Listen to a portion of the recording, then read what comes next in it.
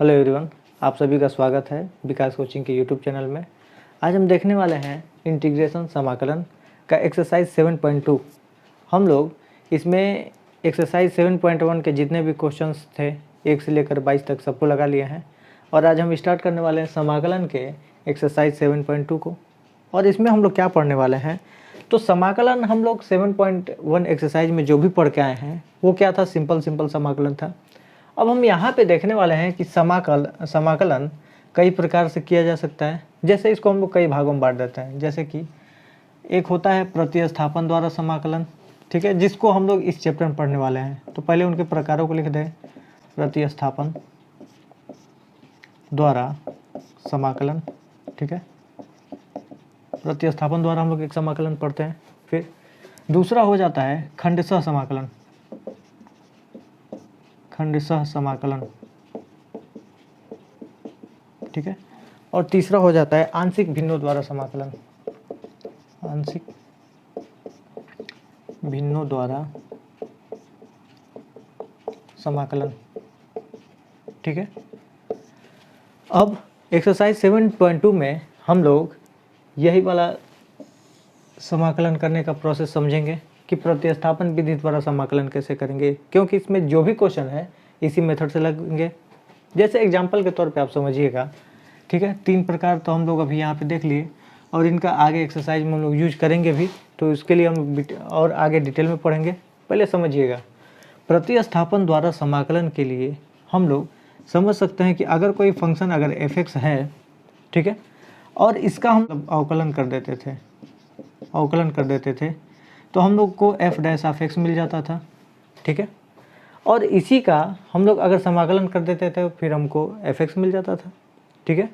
तो अब अगर हम देखें कि अगर इंटीग्रेशन करना है किसी फंक्शन का और उसके साथ उसका अवकलज का गुणनफल हमको दिया रहे और x के ही रिस्पेक्ट में अगर इसको हमको निकालना होता तो हम कैसे निकालते हैं, तो इसको निकालते समय हम लोग यूज करते हैं प्रतिस्थापन विधि का, ठीक है। तो प्रतिस्थापन विधि से ही हम लोग इसका क्या निकालते हैं, समाकलन निकालते हैं। एग्जाम्पल के तौर पे अगर हम कहते हैं इंटीग्रेशन बताइए sin x into cos x dx का, ठीक है। एग्जाम्पल के तौर पर हम लोग एक क्वेश्चन ले लेते हैं कि sin x into cos x रहा है। हम जानते हैं कि sin x का डिफ्रेंसिएशन cos x होता है या cos x का डिफ्रेंसिएशन sin x होता है, भले से माइनस का सिंबल हो उससे नहीं मतलब है। तो हम लोग इसका अगर मान निकालना होगा तो प्रतिस्थापन विधि से ही कर सकते हैं। एग्जाम्पल के तौर पे हम लोग को तब मानना पड़ेगा, ठीक है। हम लोग मान सकते हैं कि cos x को या फिर sin x को कुछ मान लीजिए।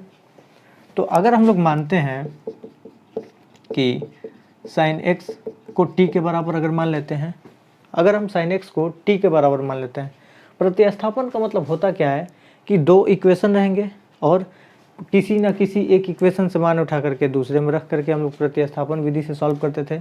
जैसे आप पढ़े होंगे 2 चर वाले रैखिक समीकरण वाले चैप्टर में, ये आप लोग 9th में भी पढ़े होंगे, 10th में भी पढ़े होंगे, ठीक है। तो उसमें करते क्या थे, तो किसी एक इक्वेशन से वैल्यू उठा करके दूसरे इक्वेशन में पुट करते थे और आसानी से उसकी वैल्यू निकालते थे।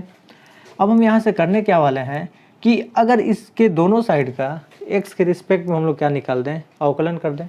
तो लिखेंगे दोनों पक्षों का x के सापेक्ष अवकलन करने पर हमको क्या मिलने वाला है, तो कह देंगे कि sin x का हो जाता है cos x, ठीक है। और इधर हम लोग अगर t का करते हैं x के रिस्पेक्ट में तो dt/dx लिखना पड़ेगा, ठीक है। इसको हम लोग dt/dx लिखना पड़ेगा। उस हिसाब से हम लोग को करना क्या पड़ेगा, तो देखिए इसी क्वेश्चन को लोग यहाँ पे ऊपर कर लेते हैं।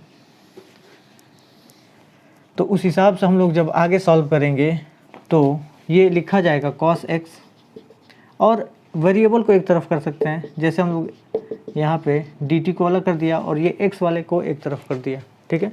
इसको हमने इक्वेशन नंबर फर्स्ट मान लिया, इसको हमने इक्वेशन नंबर सेकंड मान लिया। तो हम लोग का क्वेश्चन था कि इंटीग्रेशन बताइए अगर sin x into cos x का विद रिस्पेक्ट टू x कितने का बराबर आएगा। तो हम लोग यहाँ से अगर इक्वेशन फर्स्ट से वैल्यू पुट करें, जहाँ पे sin x दिखेगा वहाँ पे t रख दीजिए। तो लिख लेंगे integration of t into cos x into D x, देखिए तो इक्वेशन नंबर 2 में cos x into D x के जगह पे हम लोग dt लिख सकते हैं, तो यहाँ पे हम लोग लिख सकते हैं dt। तो हमको देखिए प्रतिस्थापित करने से ये इक्वेशन जो था, जो भी था, एकदम सिंपल रूप में आ चुका है। और हम जानते हैं कि t का इंटीग्रेशन t के ही रिस्पेक्ट में लिखेंगे तो t स्क्वायर अपॉन 2 के बराबर हो जाएगा। जैसे कि हम लोग पढ़ के आए हैं कि integration of x with respect to x, तो x का पावर अगर x to the power n होता तो लिखते हैं x to the power n plus 1 upon n plus 1। Same इसी फॉर्मूले से हम लोग लिखे हैं कि इसका पावर कुछ नहीं तो 1 मान सकते हैं, तो t to the power 1 plus 1 करेंगे 2 के बराबर, और नीचे हम लोग का 2 आ जाएगा, और एक हम लोग कांस्टेंट टर्म ऐड कर देंगे। इस हिसाब से हम लोग को इतना मिला i की वैल्यू। अब t की वैल्यू को हम लोग लिख सकते हैं sin x, तो यहाँ पे वैल्यू जब पुट कर देंगे तो हमको लास्ट में इसका इंटीग्रेशन टोटल मिल जाएगा, तो sin x का स्क्वायर अपॉन 2 प्लस c के बराबर। ठीक है, तो हमने देखा कि दो फंक्शन इस प्रकार थे जो एक दूसरे के अवकलज थे, और उनका इंटीग्रेशन हम लोग इस तरीके से निकाल सकते हैं। अगर पुराने मेथड से करें, जैसे हम लोग एक्सरसाइज 7.1 में करते आए हैं, तो ये नहीं हो पाएगा। ठीक है, तो अब प्रतिस्थापन विधि आप समझ चुके होंगे।